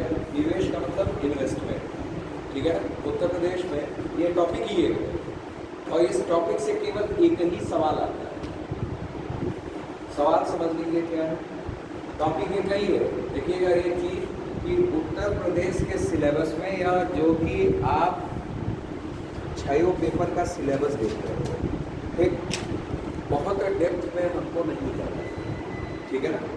जैसे कि सिलेबस सीधे सीधे दिया है, आपको सीधे सीधे वही हेडिंग उठा करके क्वेश्चन पूछते हैं, लेकिन जहाँ चैप्टर थोड़ा बड़ा रहता है, जैसे कि इससे पहले एक चैप्टर मैंने जनसांख्यिकी वाला पढ़ाया था, डेमोग्राफी वाला, सेंसस वाला, तो उसमें 5-6 तरह के क्वेश्चंस मैंने कराए थे, ठीक। तो उसमें 5-6 तरह के क्वेश्चंस बन जाते हैं, ठीक। प्लस अगर इन्वेस्टमेंट की पॉलिसी भी आ रही है, अगर उस चैप्टर के दौरान, जैसे कि उसमें एक पॉलिसी आई थी कि जनसंख्या नीति 21 से लेकर के 30 तक आया था कि नहीं, उत्तर प्रदेश जनसंख्या नीति 21 से 30, वो भी मैंने पढ़ाया था। तो अगर पर्टिकुलर टॉपिक में कोई पॉलिसी आ रही है या योजना आ रही है, तो वो भी बड़ा आकर्षण बन जाती है इम्तिहान के लिए, ठीक है ना।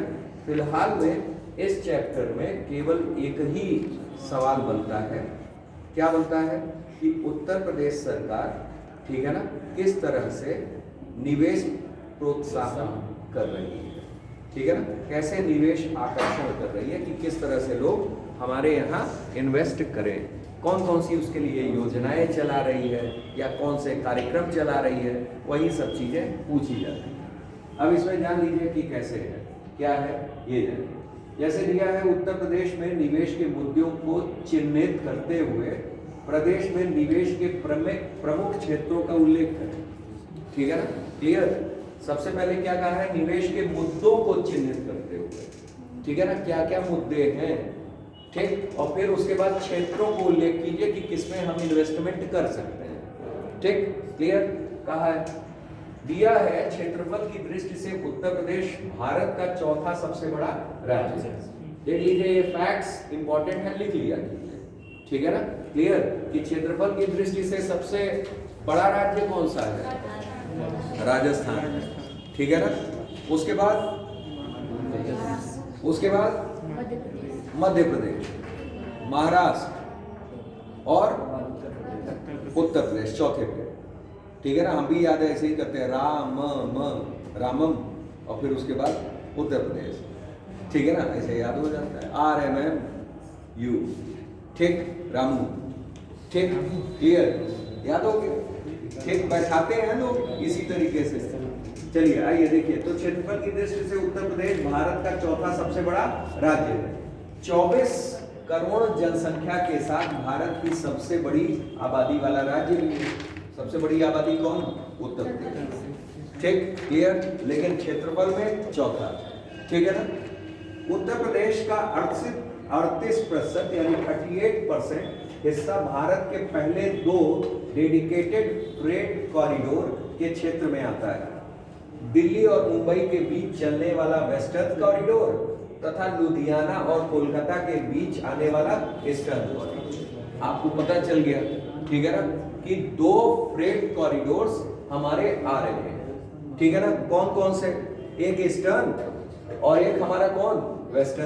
Western corridor, western freight corridor. ऐसे भी आपको पता चल गया प्रीलिम्स कि वेस्टर्न फ्रेट कॉरिडोर किसके किसके मध्य है? तो दिल्ली से मुंबई, ठीक है ना। और ईस्टर्न वाला किसके किसके मध्य है?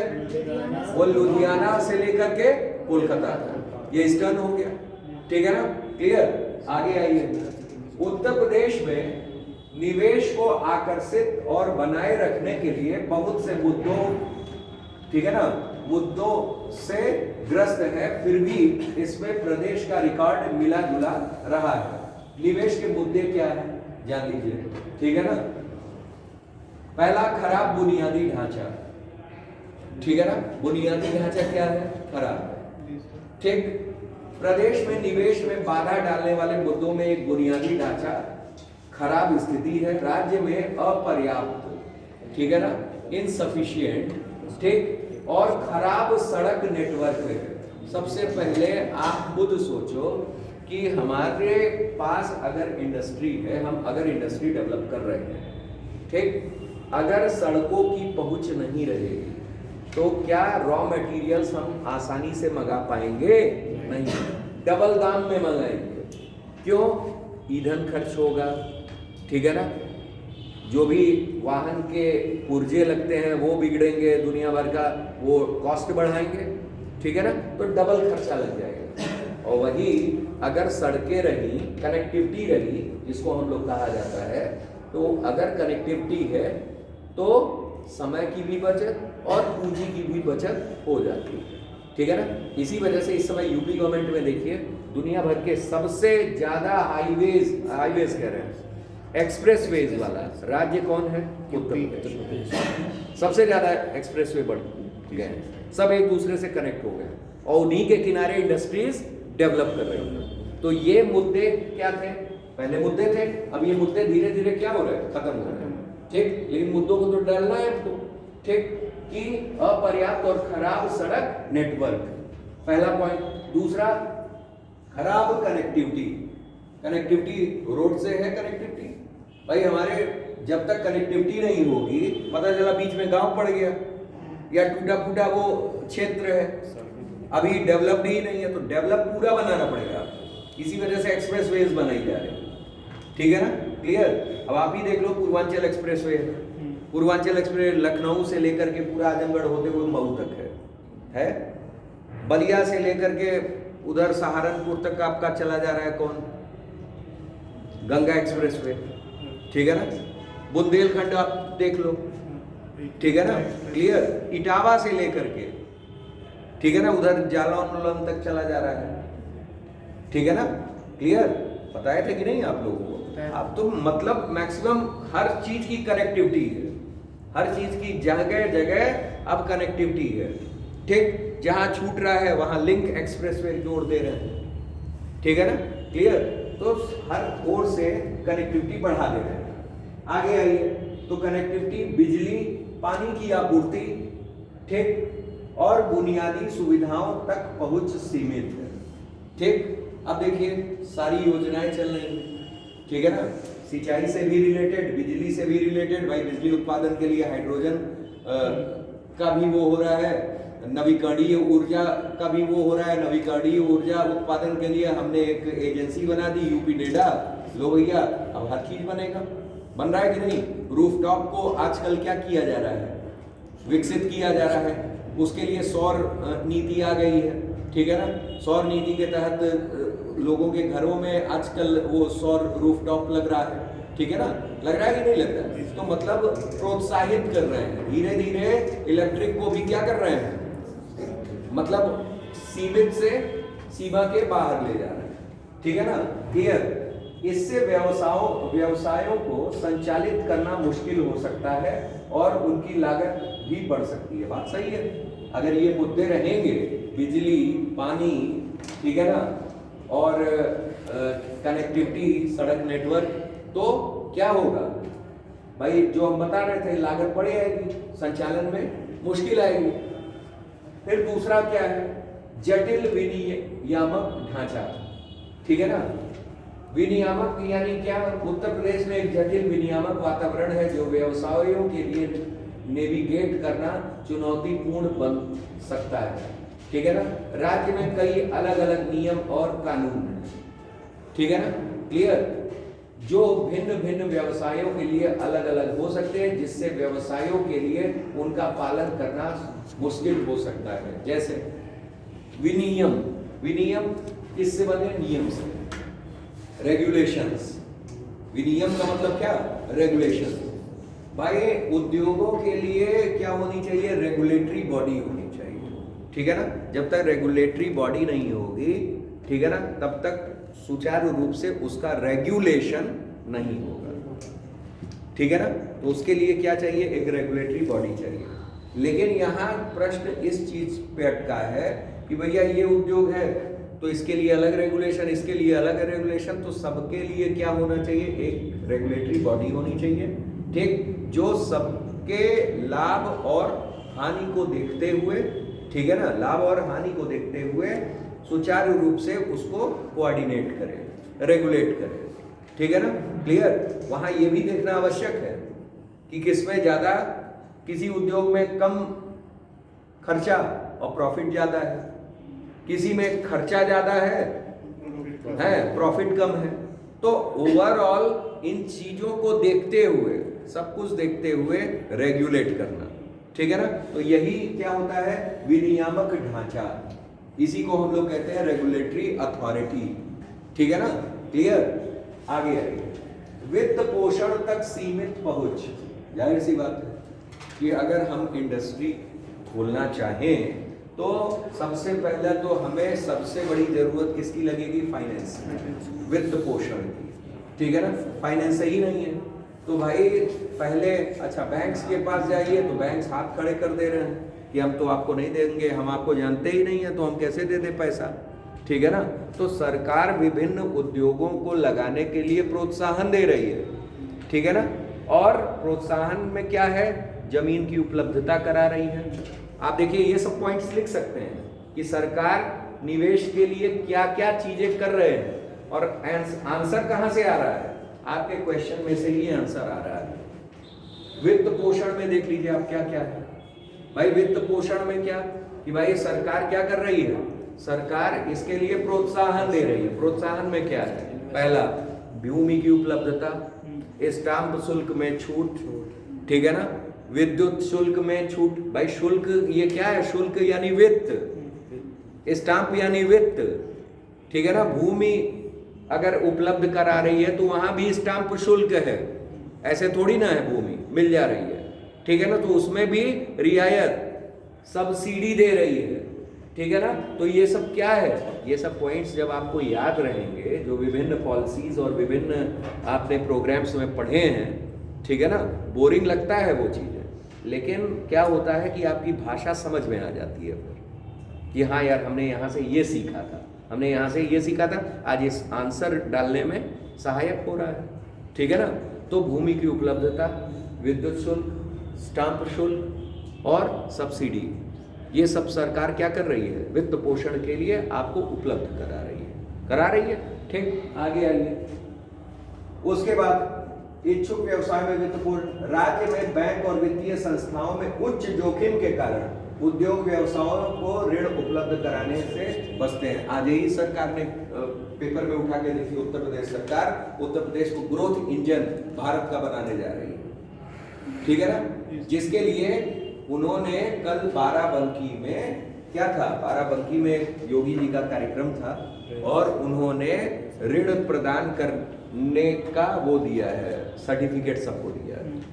किन किन लोगों को, मतलब कि कौशल विकास के लिए, जो लोग कौशल विकास सीख लिए हैं उनको क्या दिया गया है, ऋण प्रदान किया गया कि वो अपने उद्यम को सार्थक कर सकें, ठीक है ना, स्टार्टअप तैयार कर सकें। तो वही चीज है क्या, अब अगर जोखिम होगा, जोखिम लगेगा कि अरे भाई ये चीज है, हम कैसे उद्यम, ठीक, तो इस वजह से सरकार क्या कर रही है, प्रोत्साहित कर रही है। आगे आइए, लाल फीताशाही। लाल फीताशाही आप लोग जान रहे हैं, अधिकारियों की, ठीक है ना, अधिकारियों के मतलब जोर पे ये कहा गया है लाल फीताशाही। उत्तर प्रदेश में लाल फीताशाही के कारण निवेश की प्रगति में बाधा है, ठीक है ना। उत्तर प्रदेश ही नहीं, हर जगह लाल फीताशाही के कारण क्या है, बाधा है। तो ये पॉइंट आप लिख सकते हैं क्योंकि हमें पॉइंट गिनवाना है, ठीक। फिर उसके बाद है, प्रदेश में परमिट और लाइसेंस एक समय लेने वाली प्रक्रिया है जो व्यवसाय करने में देरी और लागत को बढ़ा देती है। परमिट और लाइसेंस, ठीक है ना, क्लियर, आप उसकी बात कर देंगे। फिर राजनीतिक अस्थिरता, जाहिर सी बात है, आज ये गवर्नमेंट है तो भाई हमारी चीजें अच्छी चल रही हैं, कोई गवर्नमेंट आई इस चीज के लिए लिबरल ना होकर के क्या हो गई, टाइट हो गई, ठीक है ना, क्लियर, मतलब उसके रूल्स रेगुलेशन क्या हो गए, हार्ड हो गए, ठीक है ना। और किसी चीज के लिए सरकार, भाई वो सरकार के उस पे है, ठीक है ना, क्लियर। जैसे आप कोई भी चीजें देख लो कि कोई सरकार आती है, कोई गवर्नमेंट आती है, तो पता चला इस चीज, जिसका रुझान जिसमें रहेगा वो क्या करता है, वो उसमें बढ़ावा देता है, ठीक है ना। आपने कुछ दिनों पहले सुना होगा महाराष्ट्र में जो सेमी स्पीड बुलेट ट्रेन चलाई जा रही थी अहमदाबाद टू मुंबई, ठीक है ना।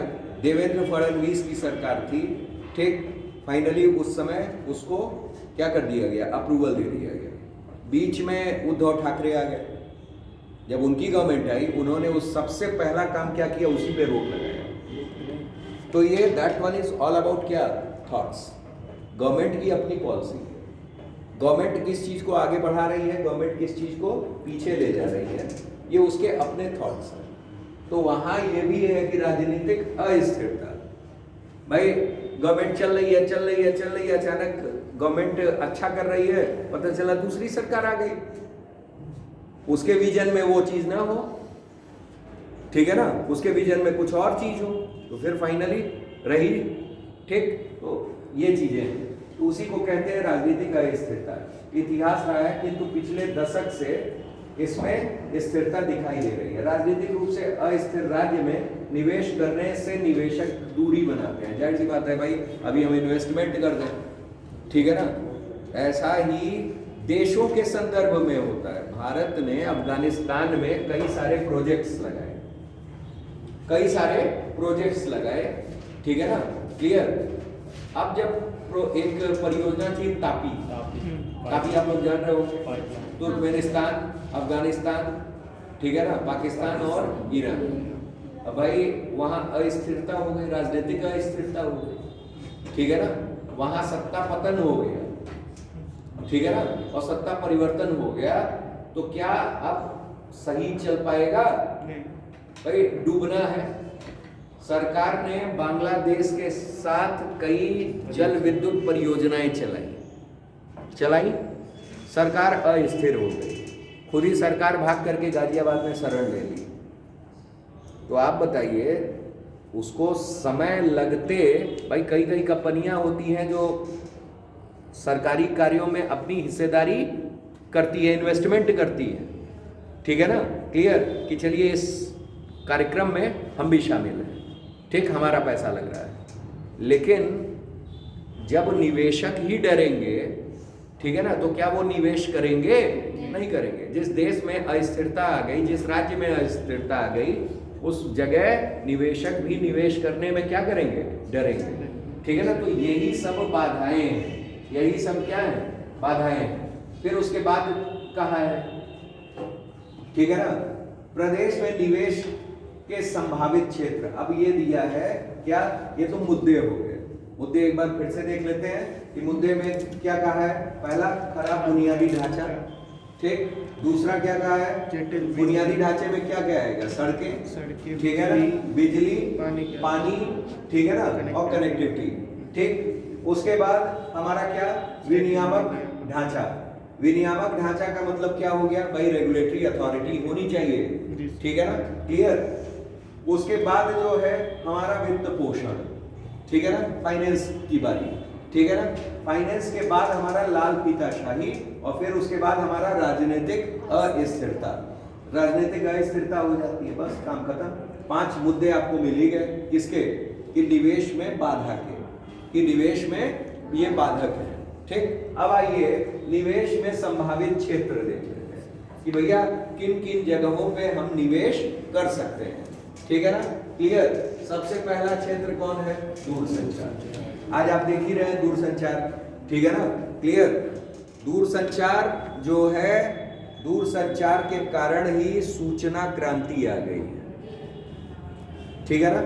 भारत का चतुर्थ स्तंभ भी मजबूत है, दूरसंचार के कारण ही है भाई। मोबाइल, इस मोबाइल के कारण कम्युनिकेशन है, इंटरनेट है, मोबाइल के कारण ही तो है, ठीक। दूरसंचार में ही मोबाइल आ रहा है, मोबाइल में ही नेट है, और नेट से ही हम पूरा एक दूसरे से कनेक्ट हैं, ठीक है ना। जियो, एयरटेल, वोडाफोन, ठीक है ना, और कौन कौन, ठीक, क्लियर। तो ओवरऑल सब क्या है? एक दूसरे से कनेक्ट है। यही हमारे मीडिया का भी माध्यम बन जा रहा है। तो चतुर्थ स्तंभ भी मजबूत है कि नहीं है? इनडायरेक्टली तो है ही चतुर्थ स्तंभ, ठीक। तो दूरसंचार उद्योग, ठीक। अब आइए, कहीं भी अगर उनको अपना, आज देखते होंगे कि कई नेटवर्क, अब BSNL की स्थिति ले लीजिए, BSNL नहीं लगता है जल्दी, लगता है कि नहीं, ठीक। सरकार का है लेकिन नहीं लग पा रहा है, क्यों भाई? हो सके खर्चे हो उसमें, कुछ इंटरनल हो। लेकिन जियो का नेटवर्क देखिए, एयरटेल का नेटवर्क देखिए, हर जगह लग रहा है कि नहीं लग रहा है? इवन गांव में आप ताल तलैया के पास भी हैं, तब भी क्या हो रहा है? लग रहा है कि नहीं है? क्लियर है? क्या आपके घर में नहीं आ रहा है क्या? आपके घर में पूरा वाईफाई एनवायरनमेंट आ रहा है कि नहीं? आपके क्लास में वाईफाई एनवायरनमेंट आ रहा है। तो ये क्या है? ये दूरसंचार का ही परिणाम है, ठीक। और इसमें जियो फाइबर, तो कौन फाइबर लग रहा है, जिसकी वजह से, तो ये कंपनियों की देन है। और कंपनियां कौन है? निवेशक हैं, जो निवेश कर रही हैं इन क्षेत्रों में, ठीक है ना। तो पहला क्षेत्र दूर संचार, ठीक है ना, क्लियर। ये लिखने से काम नहीं चलेगा, उसको थोड़ा सा इलेबोरेट करना पड़ेगा, ठीक है ना। आगे आइए, पर्यटन आ जाइए। पर्यटन में आप आ जाइए, सबसे बड़ा एग्जाम्पल इस समय कुंभ रहा, ठीक है ना। कुंभ जो है धार्मिक आस्था का भी प्रमाण था, ठीक है ना। और दूसरा क्या? दूसरा हमारा पर्यटन क्षेत्र भी क्या हुआ? मजबूत हुआ। देश ही नहीं, विदेश से भी लोग आए कि नहीं? जब आए तो क्या क्या फायदे हुए? राजस्व बढ़ा, ट्रांसपोर्टेशन सिस्टम हमारा क्या हुआ? मजबूत हुआ, भाई हुआ कि नहीं? रोडों की कनेक्टिविटी थी तभी जाकर के ये सब हुआ, ठीक है ना, क्लियर। रोजगार के अवसर भी उपलब्ध हुए लोगों को। ये ठेला, चाय, ठीक है, दातून, ठीक है ना, जो उद्योग कह लीजिए, लोगों ने जहां भी सोचा उद्योग लगा लिया, ठीक है ना। किसी को पानी की तलाश थी, बोतल लेके पहुंच गए, लीजिए बोतल, है कि नहीं है। तो ये रोजगार के ही अवसर है। देखिए एक चीज है कि हमारे प्रधानमंत्री जी ने एक बात कही थी, कौन सी, कोरोना काल में आपदा में अवसर तलाशिए, ठीक है ना। यहां तो आपदा थी ही नहीं, यहां अवसर था, ठीक है ना। तो अवसर में अवसर तो तलाश ही लेंगे, है कि नहीं है। ठीक, चलिए आगे आइए। तो पर्यटन से अब देखिए मंदिर को कई हर मंदिर को, जैसे आप चले जाइए कहाँ, अयोध्या को बहुत अच्छा बना दिया गया है, ठीक, कई कंपनियों की मदद से। आप देखिएगा L&T, लार्सन एंड टर्बो, ठीक है ना, लार्सन एंड टर्बो कंपनी है L&T, ठीक है ना, क्लियर। वहाँ उस कंपनी ने कई चीजें बनाई हैं। आप देखिएगा L&T लिखा रहता था रास्ते में जब भी जाते होते होंगे, ठीक है ना। कई कंपनियों ने, ठीक है ना, अपना योगदान दिया उसमें, ठीक, क्लियर। तो बड़े बड़े पूंजीपति उसमें क्या कर रहे हैं, निवेश कर रहे हैं कि मैं ये बना दूंगा, मैं ये बना दूंगा, मैं इंफ्रास्ट्रक्चर में ये कर दूंगा। तो वो क्या हो रहा है, निवेश कर रहे हैं। पर्यटन के क्षेत्र में भी ये क्या है, निवेश है। आप इस समय चले जाइए और आज के 10 साल पहले के विंध्याचल पे चले जाइए, दोनों बदल गया, स्थिति बदल गई। आज जितने भी मंदिर हो गए या पूजा स्थल हो गए या जो भी हो गए, वो क्या हो रहे हैं, विकसित हो रहे हैं, पर्यटन बना रहे हैं। आप देख लीजिए अभ्यारण्यों को, वाइल्ड लाइफ सेंचुरीज को, नेशनल पार्क्स को, इवेंट टाइगर रिजर्व्स को, एलिफेंट रिजर्व्स को, इस सब को क्या किया जा रहा है, विकसित किया जा रहा है। कारण क्या है कि पर्यटन को डेवलप करें, ठीक है ना। आप ही अपने घर को सुसज्जित करके रखिए, एकदम डेंट पेंट करके रखिए, ठीक, अपने मोहल्ले में चमका करके रखिए, तो क्या लोग नहीं आएंगे देखने के लिए, आएंगे, आपसे सीख करके भी जाएंगे कि सफाई किसे कहते हैं, है कि नहीं है। तो वो कंसेप्ट ले आना पड़ेगा जिससे निवेशक आकर्षित हो, और पर्यटन के क्षेत्र में आकर्षण हो रहा है। फिर आगे आइए, होटल उद्योग, बड़े बड़े होटल्स थोड़ा कोरोना काल में प्रभावित रहा, लेकिन उसके बाद फिर अब देख लीजिए चल गया, ठीक है ना, क्लियर। तो ओवरऑल होटल उद्योग में भी निवेश लोग कर रहे हैं। अगला ये इलेक्ट्रॉनिक्स विनिर्माण, अभी मैंने बताया सेमीकंडक्टर नीति, ठीक है ना भाई। आईसी चिप्स बनाने का एक एनवायरनमेंट, एक हब बनाया जाएगा कि नहीं, ठीक, जिसमें यूपीआईटी डिपार्टमेंट, ठीक, क्या रहेगी, नोडल संस्था रहेगी, ठीक। तो वो इलेक्ट्रॉनिक विनिर्माण, मोबाइल्स जो बन रहे हैं वो इलेक्ट्रॉनिक में ही आएंगे। आगे आइए, नवीकरणीय ऊर्जा, renewable energy, solar energy, wind energy, ठीक है ना, जितनी भी एनर्जीज, हाइड्रोजन नीति, हाइड्रोजन एनर्जी, इसी सब से रिलेटेड है, ये भी निवेश के मुद्दे होंगे। फिर उसके बाद आइए कृषि एवं खाद्य प्रसंस्करण, मतलब आपका कौन, food processing, agriculture and food processing, जितने भी प्रोसेस्ड फूड हैं आजकल आ रहे हैं, ठीक है ना, क्लियर। तो वो सब में निवेश करना। भाई आप आ जाइए नेस्ले किसमें है, फूड प्रोसेसिंग में आएगा कि नहीं आएगा, ठीक। आपका और है कौन सी कंपनी है, बहुत सारी कंपनियां हैं जो खाद्य पदार्थ बना रही है, ठीक है ना, क्लियर। तो ओवरऑल पार्ले हो गया और ब्रिटेनिया हो गया, ठीक है ना, ठीक। तो सब में निवेश हो रहा है। फिर उसके बाद आ जाइए हथकरघा और कपड़ा उद्योग। हथकरघा और कपड़ा उद्योग भी जान रहे हैं, आजकल दुनिया भर के कपड़े, ठीक है ना, फैब्रिक्स बन रहे हैं, ठीक है ना, उसमें निवेश करना। और फिर आईटी और सॉफ्टवेयर, कंप्यूटर उद्योग आ जाइए।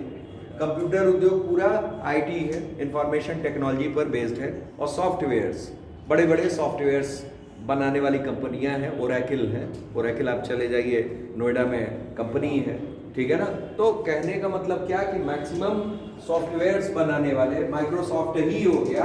माइक्रोसॉफ्ट क्या है? सॉफ्टवेयर है, ठीक है ना, सॉफ्टवेयर कंपनी है माइक्रोसॉफ्ट, ठीक। माइक्रोसॉफ्ट का हर साल नया वर्जन आ रहा है कि नहीं आ रहा है, ठीक। तो ऑपरेटिंग सिस्टम्स बना रहा है, दुनिया भर की चीजें कर रहा है। तो ये उद्योग जितने भी हैं, इन सब में हम क्या कर रहे हैं? इन्वेस्ट कर रहे हैं। और इन्वेस्ट करने के ये हमारे संभावित क्षेत्र हो गए, और ये हमारे क्या हो गए? मुद्दे हो गए, ठीक है ना। इसमें एक चीज और पढ़ लीजिए, क्या क्या दिया हुआ है, ठीक। दिया है, उक्त मुद्दों के बावजूद उत्तर प्रदेश में कृषि विनिर्माण